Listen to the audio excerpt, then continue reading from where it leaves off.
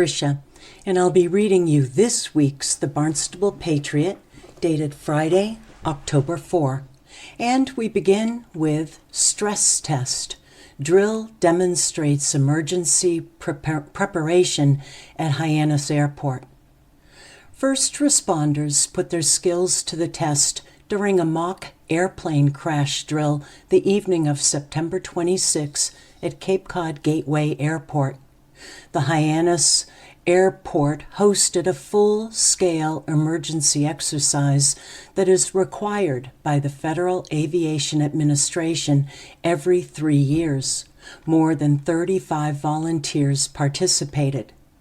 The goal of the exercise is to identify improvements to be made to the airport's emergency response plan in case of a real disaster at the airport, Airport Manager Katie Service said in a press release.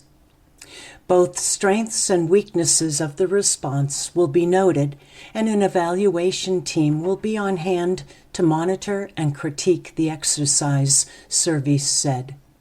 The practice did not include an aircraft. The airport serves both commercial and general aviation customers. It is managed by the Cape Cod Gateway Airport Commission, airport staff, and the town of Barnstable. During the drill, rescuers from Cape Fire Departments practiced transporting a victim from a crash. The firefighters set up hoses and doused fires set up in containers that were intended to look like parts of a plane. Rescuers practiced skills needed to extract a victim from a car crash and to bring a victim out of a smoke-filled building. Barnstable police set up a command post and ambulances were parked on the runway. The volunteers included students from Massachusetts Maritime Academy who played the role of accident victims. Area police and fire departments, Cape Cod Hospital, U.S. Coast Guard, Federal Aviation Administration, Massachusetts Department of Transportation Aeronautics Division, airlines, American Red Cross, and other agencies took part in the exercise. Full-scale exercises are an important component in ensuring the safety of the traveling public. Exercises also provide an opportunity to test response plans that may be used during various types of emergencies, ensuring that the exercise bridges the skills of participating response teams, Hyannis Fire Chief Peter Burke said in a press release. And we move now to our next article. Cape Cod man who self-immolated in Boston died 4 days later. Matthew Nelson, a Cape Cod man who self-immolated in front of the Israeli consulate in Boston on September 11th, is dead, according to a death certificate filed with the city of Boston. According to Boston City Clerk Registry Division, Nelson died on Sunday, September 15th. Nelson's death certificate is pending, according to the Clerk Registry. A death certificate can be pending for numerous reasons. In a video, Nelson filmed himself and posted to YouTube on September 11. Nelson told viewers that he was about to engage in an extreme act of protest of the ongoing genocide in Gaza. We call ourselves the greatest nation in history, yet we spend more on weapons of war than we do on educating our children, helping the homeless, ensuring that all Americans have equal rights, and protecting the environment combined, Nelson said in the video. Nelson, 45, lived in Centerville and Hyannis for much of his life and attended Centerville Elementary School and Barnstable High School, according to a longtime friend, Owen Flood. Most recently, said Matthew Bailey, another close friend of Nelson's, Nelson lived in Chatham and Pittsburgh, Pennsylvania. Bailey confirmed that Nelson was the person in the video. According to the Boston Police Department, at around 8:11 p.m. on Wednesday, September 11th, reporting police officer William Scheel went to 19 Columbus Ave to investigate an unknown person. Police saw EMS officers tending to someone suffering from severe burn wounds. According to the police report, the person was taken to Massachusetts General Hospital. Boston police declined to release the name of the person. An investigation is ongoing, the police said. The person found by the police was next to the Saunders Building at 20 Park Plaza in Boston, where the Consulate General of Israel to New England is located. On September 7th, Boston police officer Michael Torrigan told the Times in an email that the burn victim was still alive. Flood, who is in touch with Nelson's family, confirmed the person Boston EMTs helped was Nelson. He said Nelson was placed on life support. And we now have a curious Cape Cod piece by Eric Williams, Going on Beach Erosion Safari After a Weekend Storm. When Cape Cod gets walloped with rain, wind, and storm-driven waves, I launch my 2-tier response plan. The first tier is to wait out the storm indoors in my footy pajamas and maybe drink a beer. The second tier is to get out there after the unpleasant weather is over and see what it has wrought. That's how I ended up at Nauset Light Beach in Eastham on Tuesday. I had heard that the bluffs took a beating over the weekend, courtesy of high surf and big tides, the dynamic duo that can carve up cliffs like a Thanksgiving turkey. The key? Get there at low tide so you can have some room to maneuver on the beach.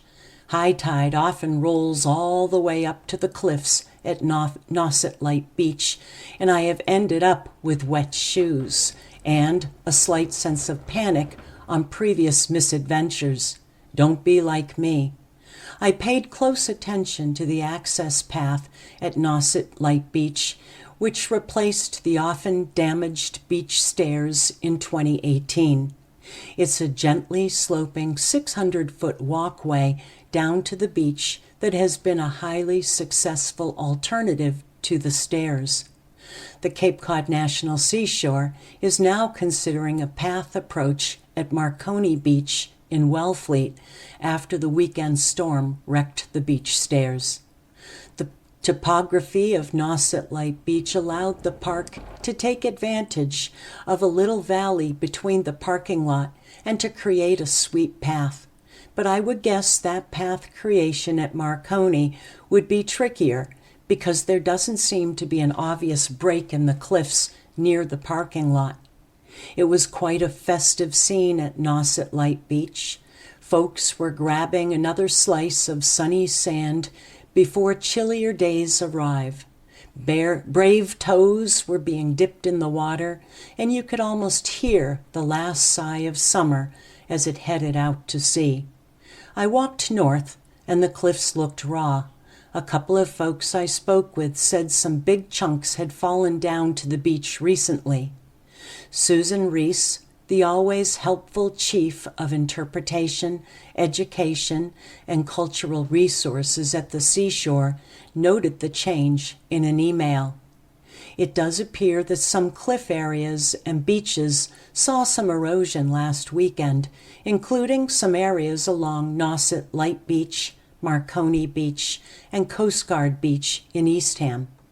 For me, it's always about the houses that cling to the cliffs.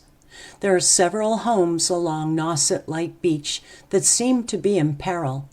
I root hard for these houses and their owners, hoping everyone gets at least a few more summers of bliss before tough decisions need to be made. In one of the more poignant moments I've had on a beach walk, I noticed a statue at the top of the cliff near one of the houses on the edge.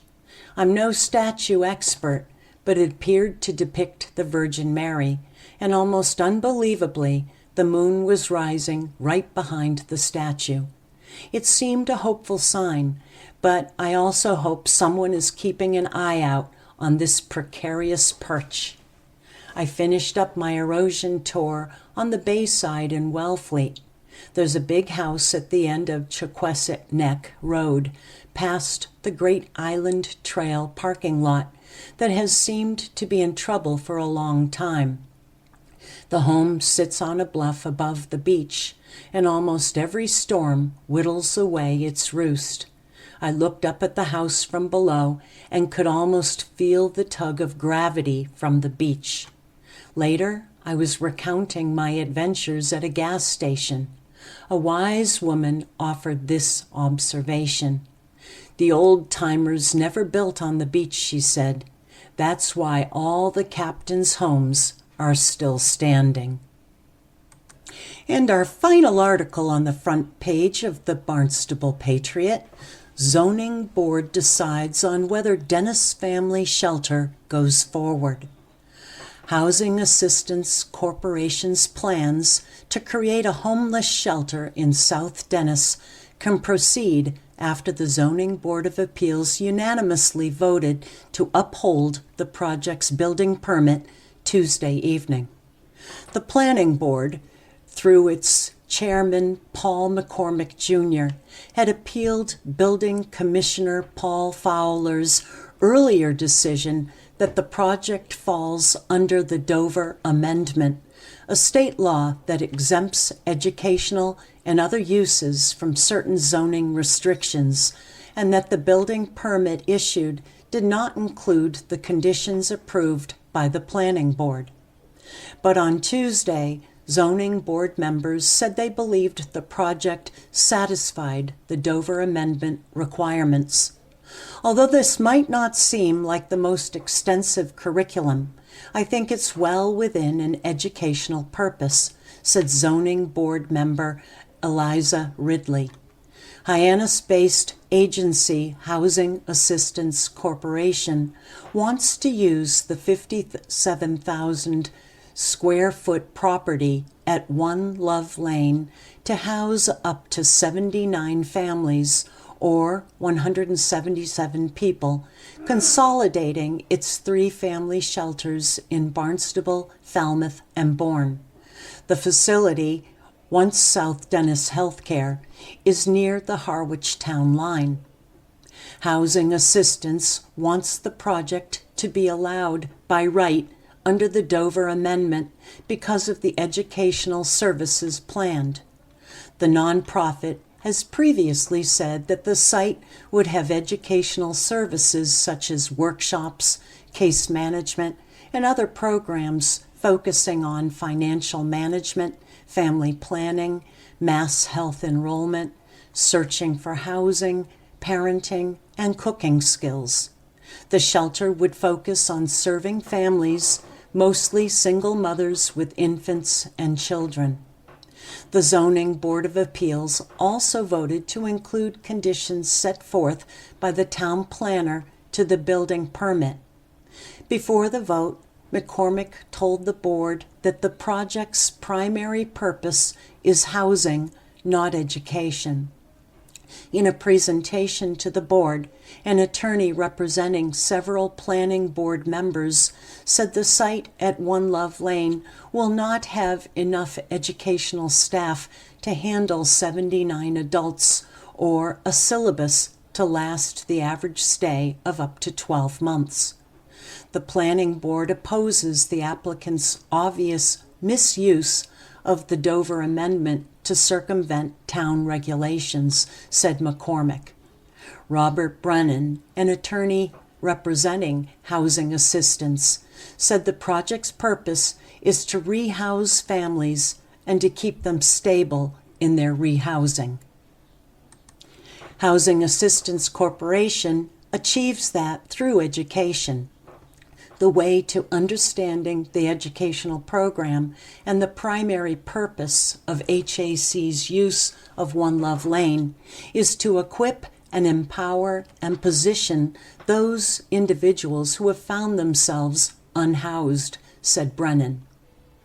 As he reached his determination regarding the Dover Amendment, Fowler said he learned from town planner Paul Foley that his experience, only a small amount of education, is necessary for the project to qualify for Dover.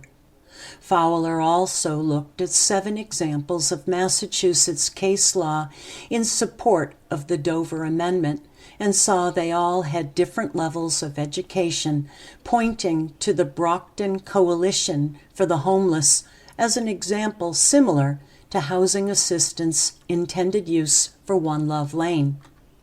On September 16, the Attorney General's office sent a letter in support of the project to the Zoning Board of Appeals, saying the Dover Amendment creates a wide umbrella of protection for educational uses of land, and in the view of the Attorney General, HAC's proposal falls comfortably within its spread. A spokesperson said it was the first time the office has gotten involved in a local zoning board of appeals consideration.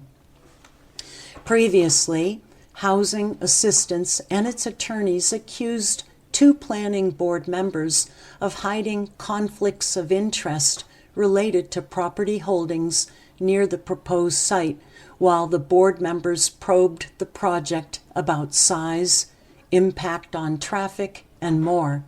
The planning board members have denied any bias. They also argued McCormick is ineligible to serve on the planning board by raising concerns that he does not live in Dennis.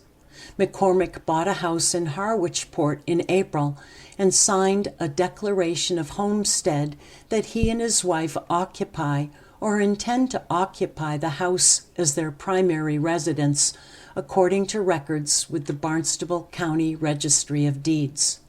McCormick has said he still lives in Dennis while renovations are ongoing, and he will move to the new Harwich house when it is livable. He characterized the statements from the housing assistants as a campaign of bullying and intimidation at the zoning board meeting on Tuesday. The project will also need to go before the Board of Health for approval. And next up, as we go on to page 2, Family Forms Foundation in memory of teen killed in Yarmouth crash. When Scoutmaster of Troop 38, Gary Martin, thinks about 14-year-old John Ewan, he remembers a drive home with other scouts from a Maine camping trip. During the ride, he said, Ewan was filled with energy, reflection, and conversation. He was always eager to share his ideas and learn from other people's ideas. He loved meeting new people, said Martin. Family members have created the John W.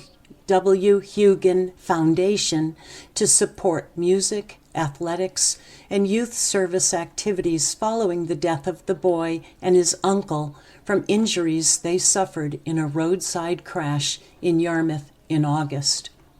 The foundation will support activities that were beloved by Hugan, a Norwell resident. He died August 30th when an SUV crashed into a boat trailer that Hugan and his uncle, Cornelius Allen Bottomley, 54, of Hanover, were examining due to a broken axle. Bottomley died on September 13, according to a statement by the Yarmouth Police Department. Authorities allege Peter Richmond, 81, crashed a 2020 Cadillac Escalade into the trailer from behind. Richmond will face 2 counts of motor vehicle homicide by negligent operation. There is no date for an arraignment for Richmond, according to Yarmouth Patrol Officer Nicholas Giandimarco. At this time, the charges have been filed with Barnstable District Court for a hearing. Depending on the outcome of that hearing, an arraignment may or may not occur, said Giandimarco. In photo after photo posted to John Hugin's obituary page, the teenager can be seen sailing across Cape Cod waters or enjoying Cape beaches with his family. His weekends were often filled with family days on the powerboat heading over to Hyannis, Nantucket, or just putting around Bass River, said Hugin's obituary. John spent most of his days on the water and always had a smile. Chatham Yacht Club helmsman instructor Chad Bartlett taught Hugin how to sail what are called 420 sailboats, a small two-person dinghy. He said those at the club knew Hugin and are devastated by his death.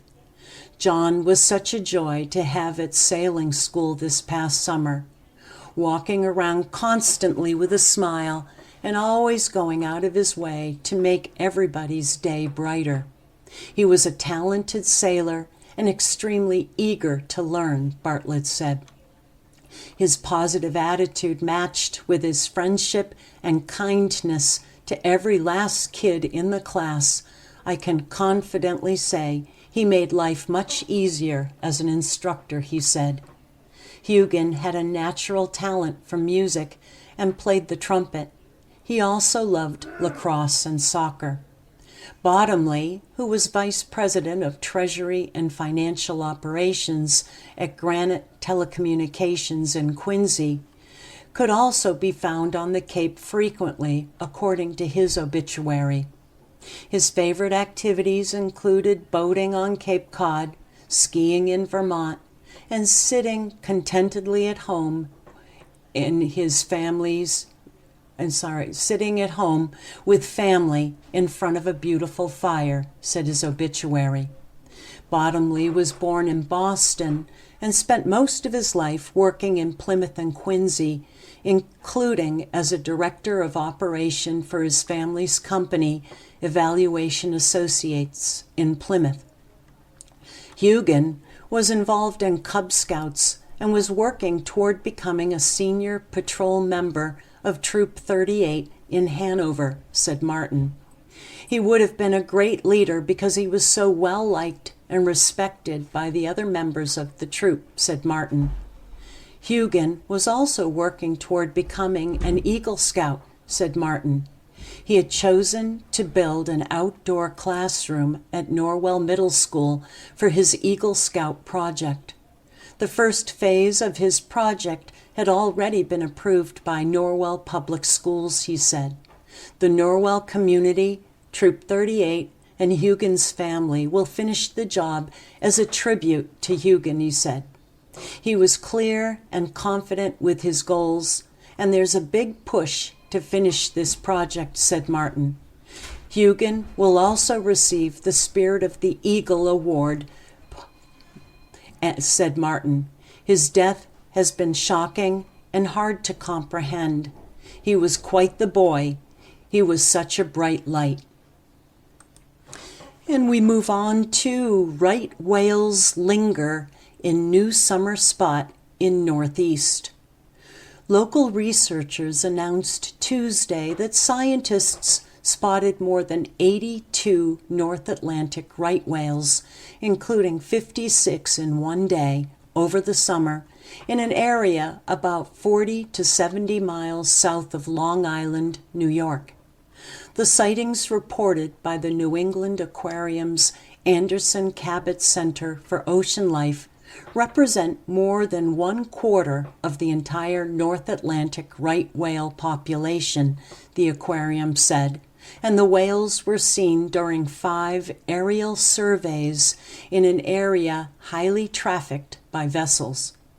An aquarium official said North Atlantic right whales in the past have gathered in Cape Cod Bay and the Bay of Fundy off the coast of Maine, and in a press release they called the area where the whales were seen as unusual. This mid-Atlantic aggregation is a good reminder that the movement patterns of North Atlantic right whales are always responding and adapting to changing ocean conditions, Catherine McKenna, an Anderson Cabot Center research scientist, said in a statement. This multi-month grouping of whales south of Long Island is very unusual. The critically endangered whales were seen in the Hudson Canyon and Block Canyon areas south of Long Island, the aquarium said, describing the areas as a vast submarine canyon over 70 miles off New York and New Jersey at the outlet of the Hudson River. Block Canyon is about 50 miles northeast of Hudson Canyon. Researchers said the whales typically gather where they can feed efficiently, noting that scientists observed the whales spending up to 10 minutes under the surface before reemerging in the same areas and occasionally defecating, both behaviors indicating feeding.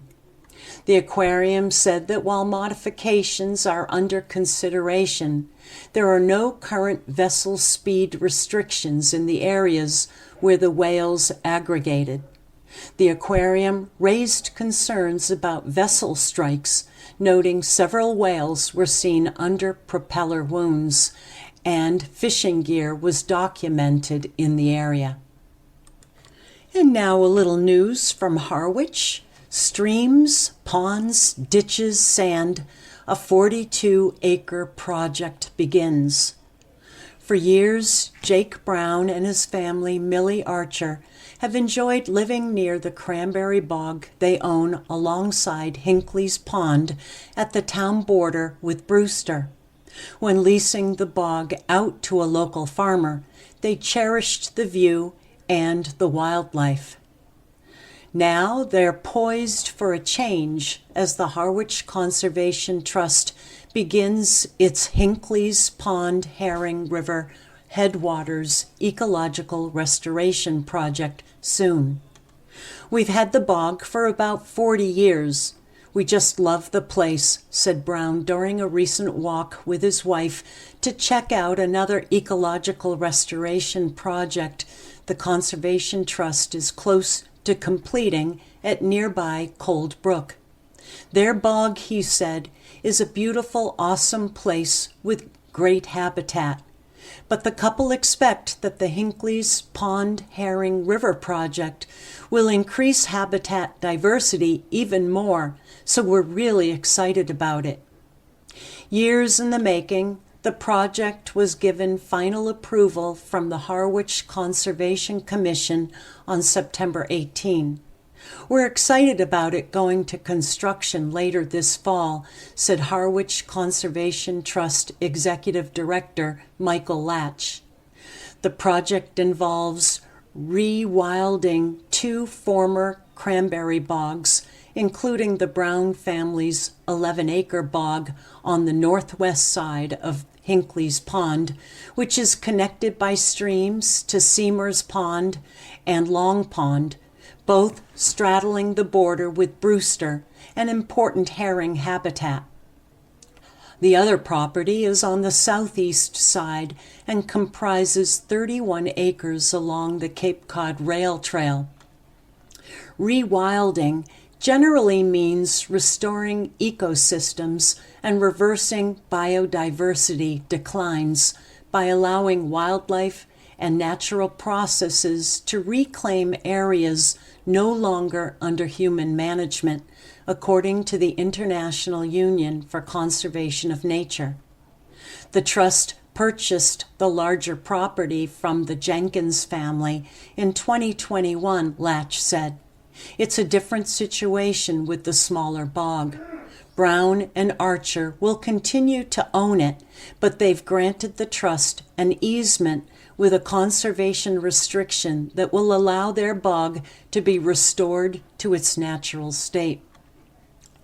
Latch said the trust has been working on design and permitting for the past 3 years, and the effort has also gained financial support.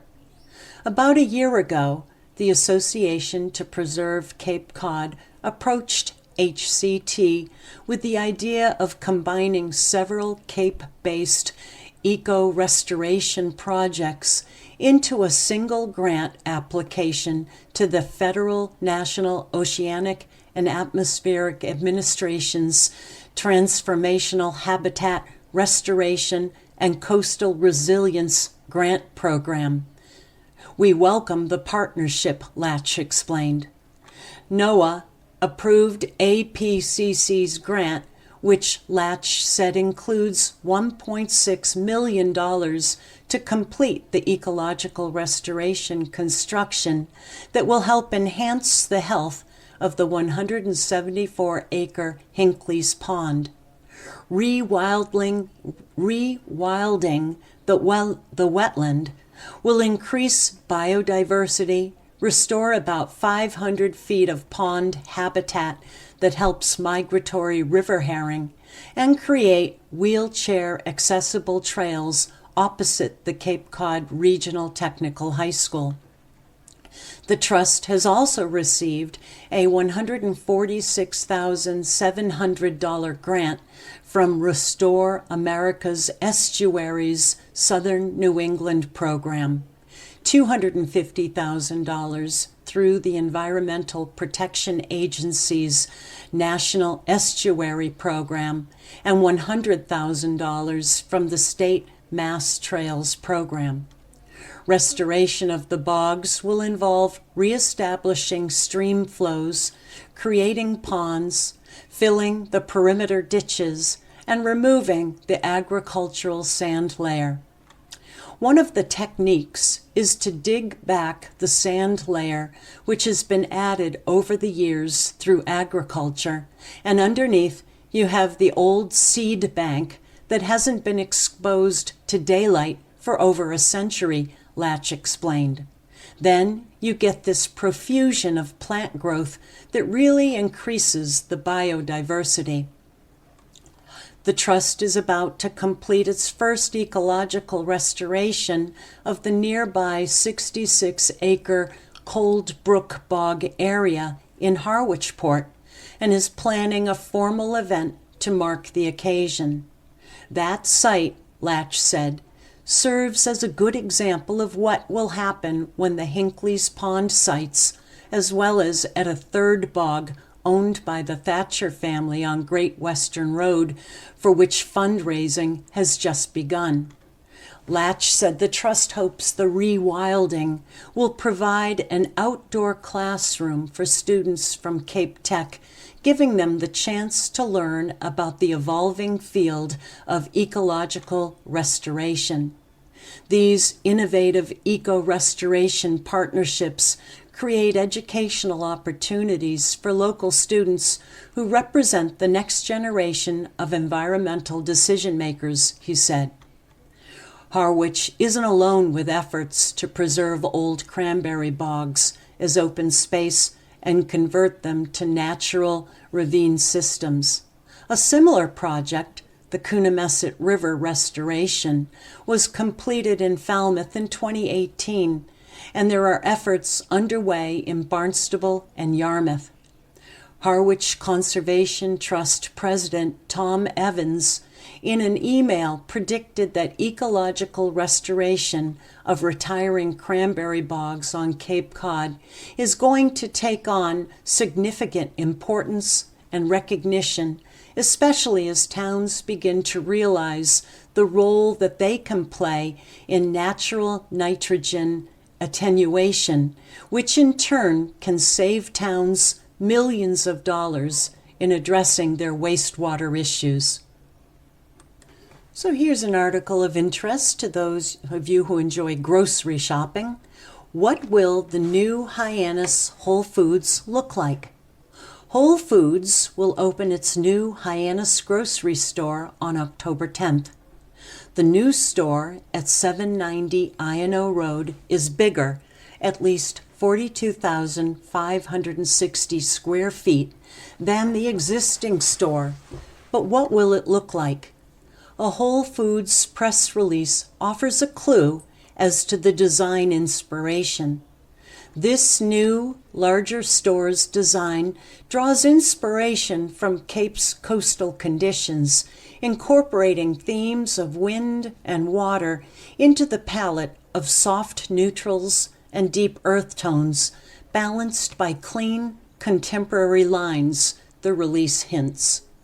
A recent photo of the new store being worked on shows some differences in the outside design, from the sign layout to paint color to the roofline, but it's not clear if the new building yet resembles the final product. The new address, in the former Cape Town Plaza, now the Landing at Hyannis, represents a relocation moving just up the road from the current site at 990 I&O Road. The revamp of Cape Town Plaza into the Landing at Hyannis was projected to cost $45 million and bring 300,000 square feet of restaurants, shops, entertainment, and open space. The plaza once held a Kmart. On October 10th, the new store opens at 9 a.m. The store will offer a few opening day perks, including coffee from Jim's Organic Coffee and pastries from Pan d'Avignon Bakery. The first 300 customers in line get a tote bag and a Secret Saver coupon, which offers up to $100 off. The new location claims more than 370 products made in New England and will feature a few Cape Cod companies, including Beanstalk Coffee in Wellfleet, Pan d'Avignon, and Kayak Cookies, both in Hyannis, and Cape Cod Soy Candle, started in Marston's Mills. And next up, Centerville woman indicted in stabbing. A Centerville woman accused of killing her ex-boyfriend this summer was indicted last week in Barnstable Superior Court. Jocelyn Guedes has pleaded not guilty to charges of murder and assault and battery with a dangerous weapon, which was a knife. She is being held without bail, without prejudice, and returns to court on December 10th, according to the clerk's office. According to an arraignment report filed with Barnstable District Court, Guedes was arrested on June 26th after the Barnstable Police Department received reports around 7:20 p.m. about a car crash near TD Bank at 226 Falmouth Road, which is Route 28, in Hyannis. When police arrived, they found 33-year-old Renato Chavez stabbed in the chest, sitting in the front passenger seat of a white Ford Fusion.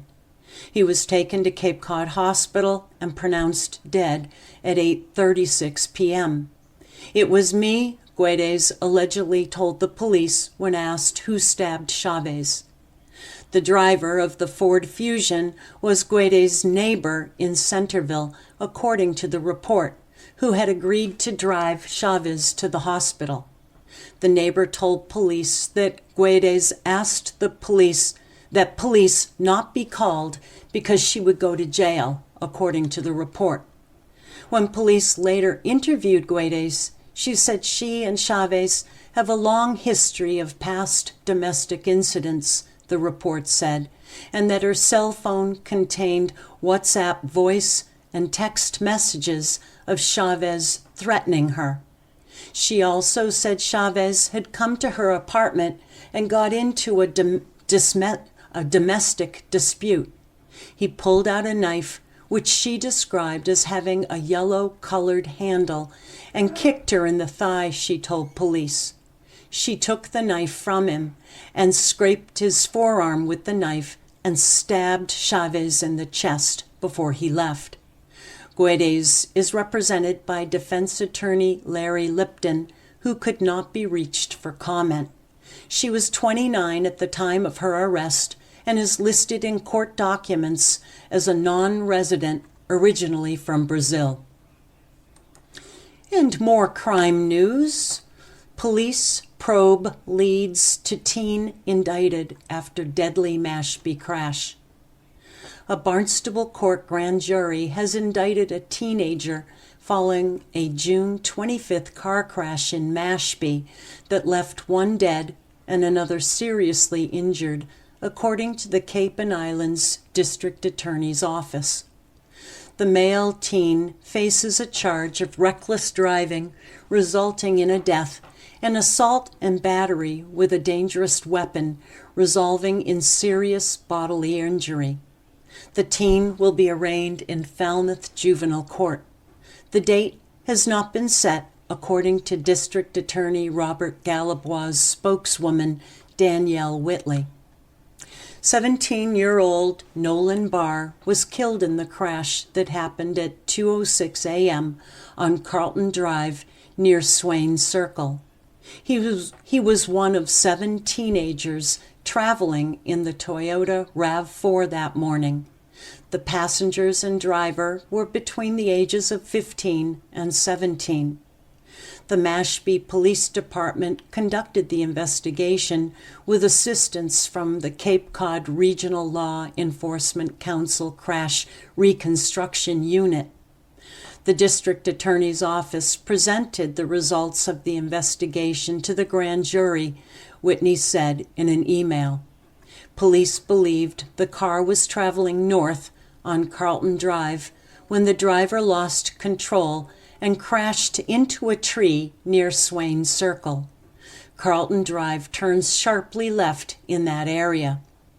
One teen was sent to South Shore Hospital in South Weymouth.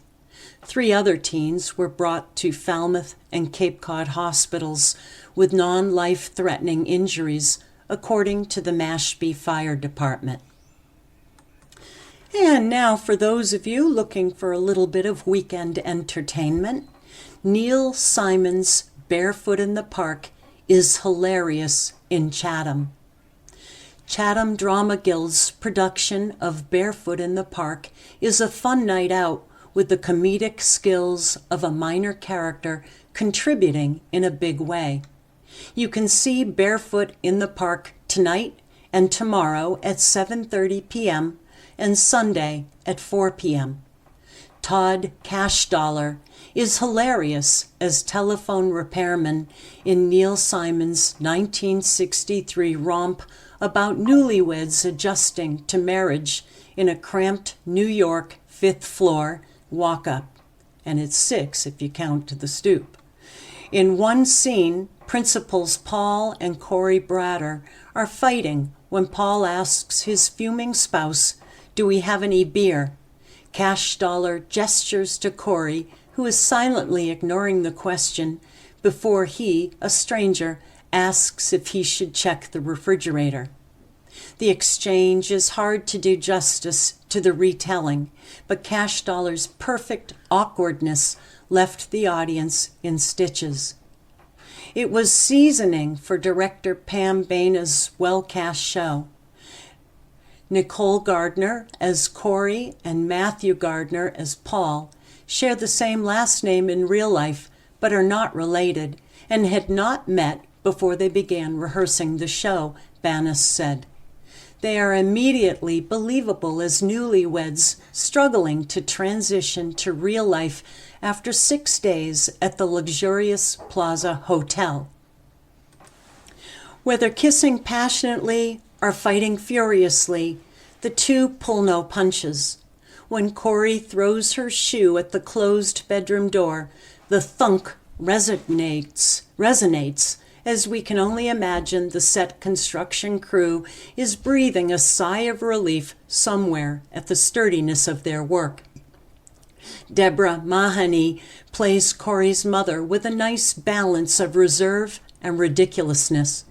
Every time she climbs the 6 stories to the apartment, she explodes through the door, collapsing in exhaustion.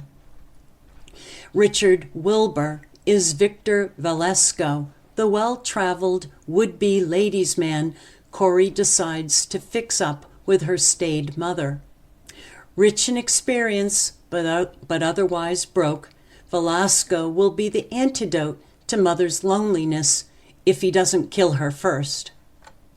Simon's Tony-nominated play is peppered with funny lines, one of the funniest delivered by Paul responding to Corey's threat to get a guard dog. She'd take him for his first walk, he'd see those stairs and go right for her throat.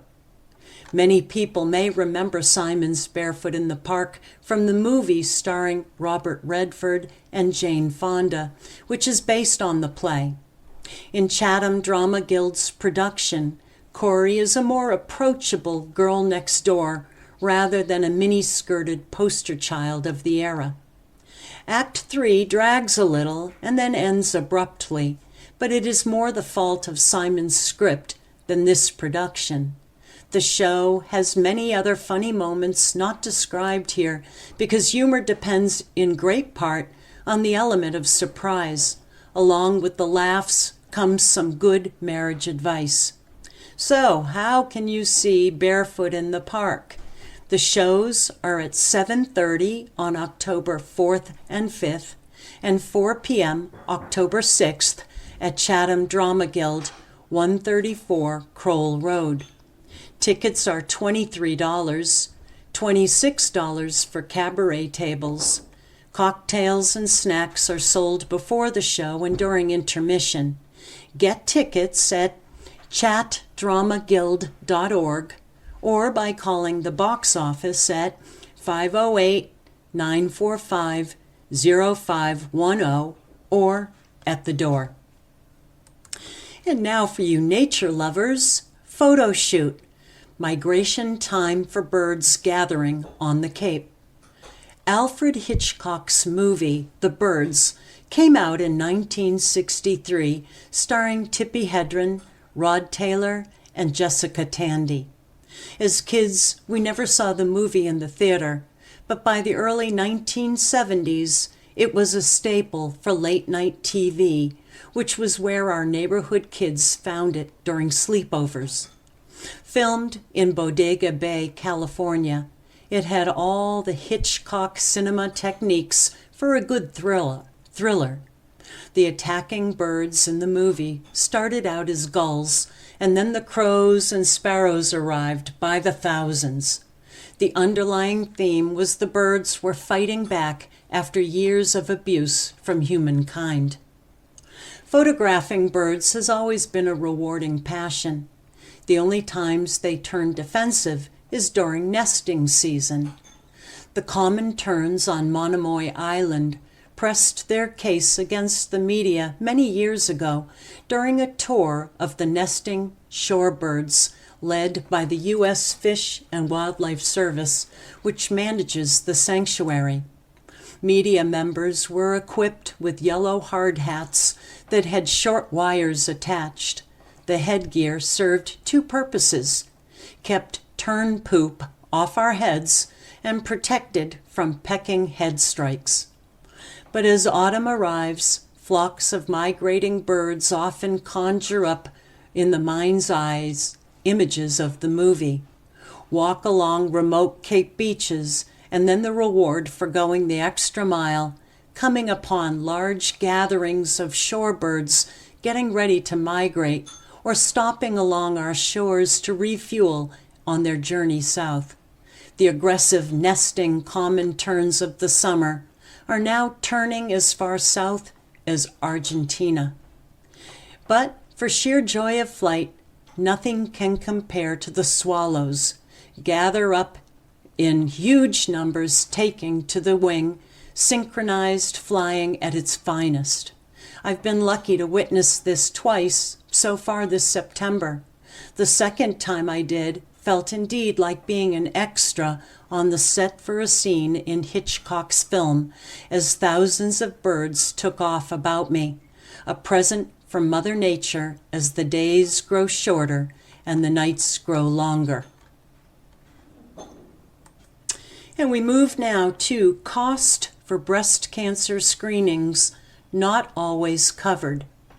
Over the past decade, breast cancer rates have risen by 1% annually, with the steepest increase occurring in women younger than 50, according to a new report published by the American Cancer Society on Tuesday. The study also estimates more than 310,000 new cases of invasive breast cancer, which will be diagnosed in women in 2024, and more than 42,000 people will die from the disease. These are things we are watching to try and understand, Dr. Karen Newson, CEO of the American Cancer Society, said in a news briefing. Our commitment to breast cancer problems will continue until that number becomes zero. Study authors said overall, breast cancer deaths have decreased by 44% since 1989, but disparities persist. For example, rates among American Indian and Alaskan Native women have remained unchanged over the past 3 decades. The report found Black women continued to have a 38% higher breast cancer mortality rate than white women, and breast cancer was the leading form of cancer death in Hispanic women. Women today are a lot less likely to die from breast cancer, but alarming disparities still remain, said Dr. William DeHutt, ACS's Chief Scientific Officer.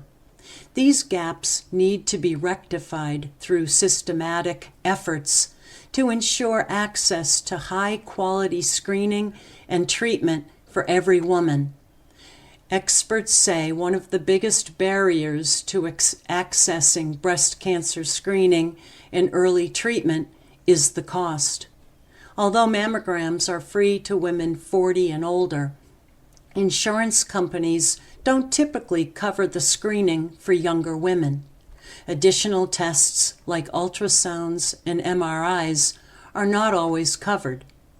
A survey published last week found that 39% of women 40 and older, the group recommended for screening, did not have a mammogram or other screening over the past year.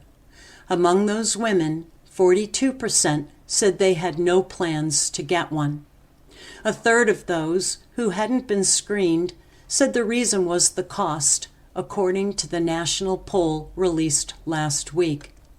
You shouldn't have to fight your cancer and your insurance company's co-payments, said Peter Rubin, Executive Director of No Patient Left Behind, one of 2 health advocacy nonprofits behind the poll. High out-of-pocket costs are deterring patients from getting the treatment they desperately need. And for those of you interested in astrology, Northern Lights expected to continue thriving. It seems like the striking greenish and red hues of the Northern Lights have surfaced with relative frequency in recent months. There's a reason.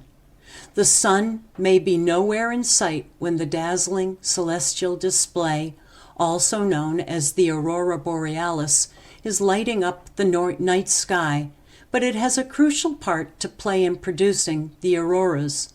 For millions of Americans and others across the globe, that have become abundantly evident in May when a powerful solar storm helped create optimal conditions for the auroras to put on a light show for far more spectators than usual.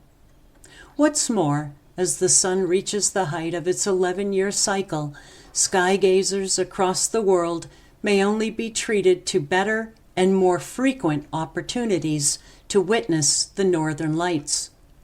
For aurora chasers, these opportunities should continue this year and well into 2025.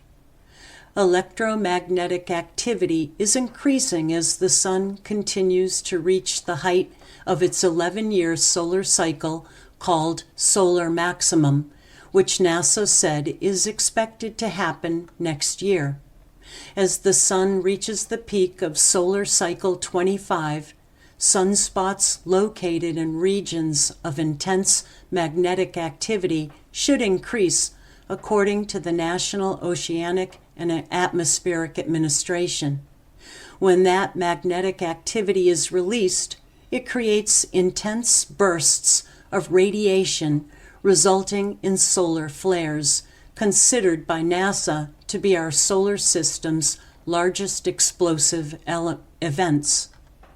Solar flares emit radiation mostly in the form of ultraviolet light and X-rays that can hurtle toward Earth at the speed of light. Some of these flares can be accompanied by coronal mass ejections or clouds of plasma and charged particles that emerge from the sun's outermost atmosphere, the corona. These ejections can collide with Earth's magnetosphere, the barrier protecting humanity from the harshest impacts of space weather, to produce geomagnetic storms. Geomagnetic storms can spark the appearance of the northern lights. That may sound scary, and due to the elevated risk for things like disrupted satellite signals, radio communications, internet, and electrical power grids, it could be. But the heightened potential for more geomagnetic storms also may mean more impressive northern lights.